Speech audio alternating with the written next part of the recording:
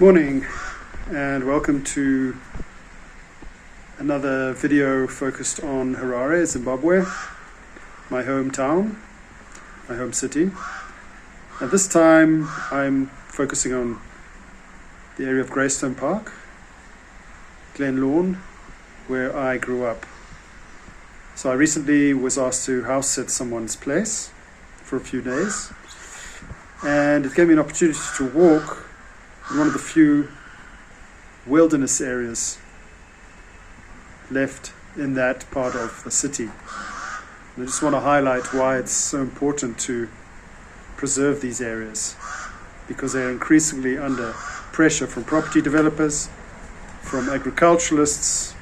They become more and more squeezed, but they are places with remnant wildlife which has been resilient in the face of the development down the years, and some of the trees there are very old indeed.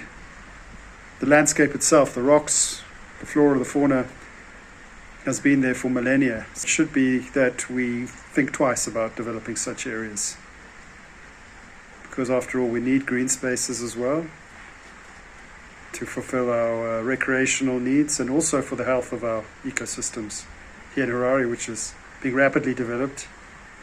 And there's pressure not just on the resources but also on the hydrology. That's the water capacity of the city. The walls are forever getting deeper and deeper. I hope I can showcase this small area and how beautiful it still is.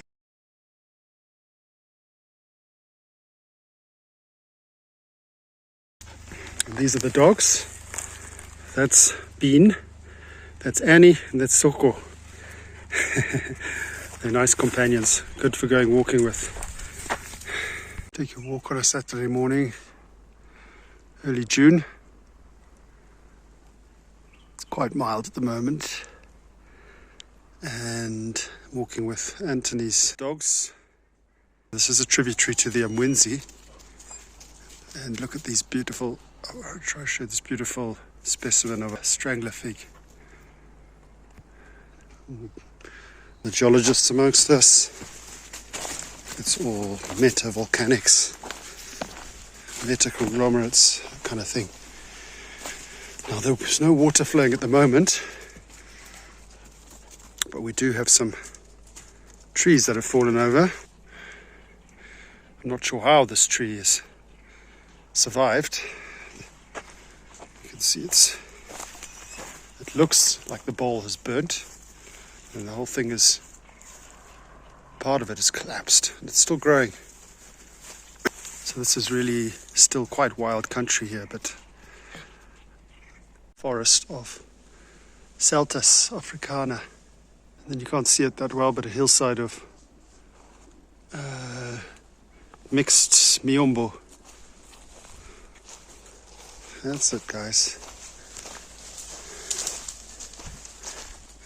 With the occasional exotic pine coming in.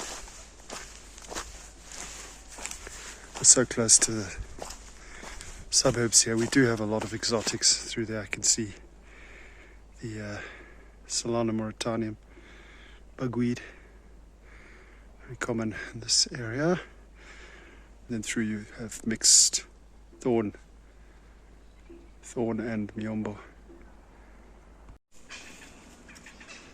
In the background you can hear the Natal spurfowl.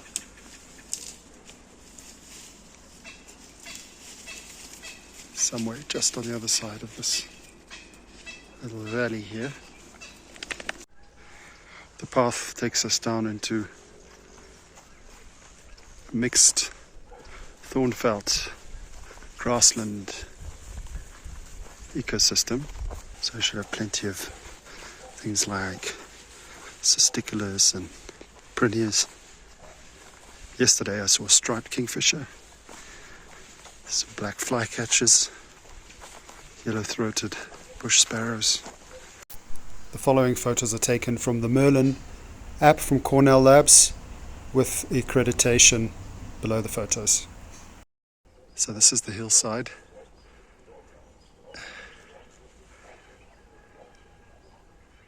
Come out into a clearing here with horses. The dogs are dashing around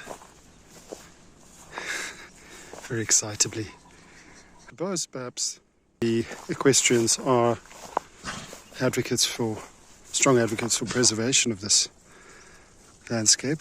They tend to be quite wealthy people, so one hopes that they can do their part to keep this lovely place the way it is. Now it seems I have 3 dogs and 2 horses coming along for the walk.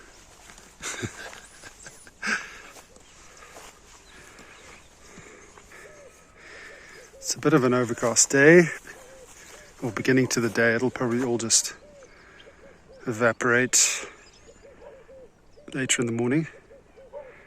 There's some truly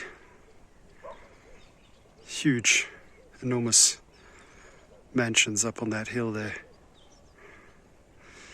So yeah, it's been no secret that there's been this uneasy tension between the landed gentry of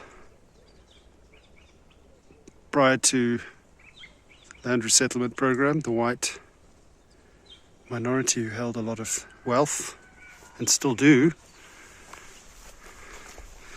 and the ruling black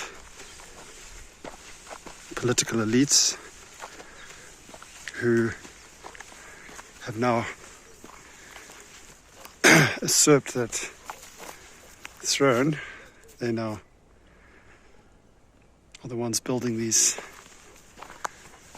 most of these mansions on the hills.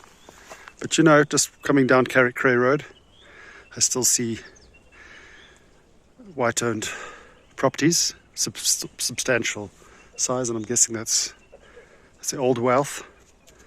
But look at these hills. They are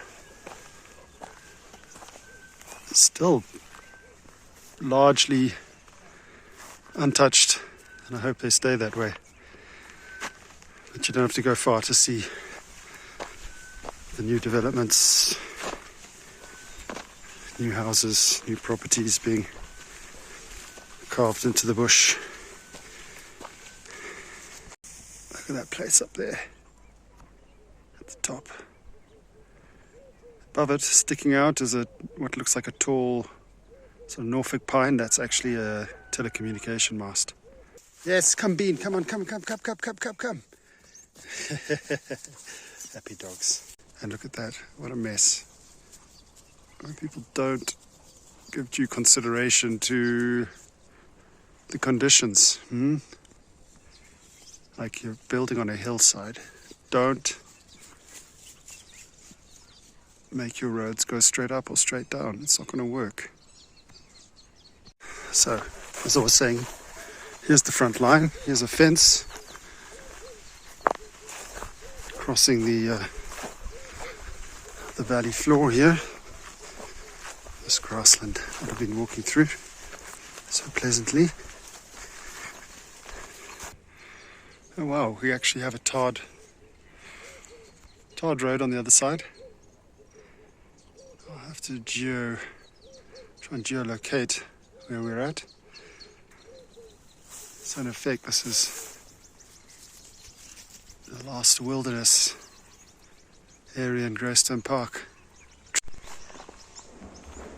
So this is the other perimeter. Just come across. It's a lizard buzzard. Not sure how close I can get. We didn't zoom as much. Just perched there.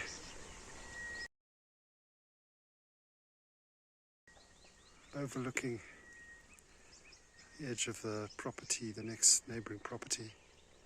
You can see the tennis court through there. Now this all burnt last year. Yeah, you can see it definitely burnt. What I can see coming through, a lot of the stuff I used to see back in the old days. That's a black-crowned shagra Here in the background, it's one of the shrikes. Very sing-song call. The great thing about walking this property is you traverse quite a few different habitats, ecotypes. So it brings with it diversity of birds, plants. Yeah, it's just very nice. Lovely time of year. Look at these. All kinds of flora and fauna. I fancy we're going to have to work very hard years to come to preserve this. But it's important. It's very important to do so. This is a big termite mound here. Termites are also known as white ants. Here they are. Have a look. So they've got chambers. Now that's like the rooms of a house going down into the ground all over this area here. And every now and again they make little chimneys. These chimneys are to allow air down into the underground parts of it. Notices for JoJo tanks, that kind of thing. Here's another one for DSTV home connections. Another one on the other side. On-spot repairs, washing machines, microwaves, stoves, Hoover and fridges. Here's another white-owned property, lovely old thatched house. Plenty of trees, broad expanse of lawn. Another phenomenon getting traction all over town are these gated complexes. Anthony tells me they don't have any water. This has to be brought in by Bowser. Now this sign I'm interested in translating. The brown one. Tino rapa mvura cancer moyo stroke sugar nenzimvwe Hatcliffe. Then with the mobile number. Interesting.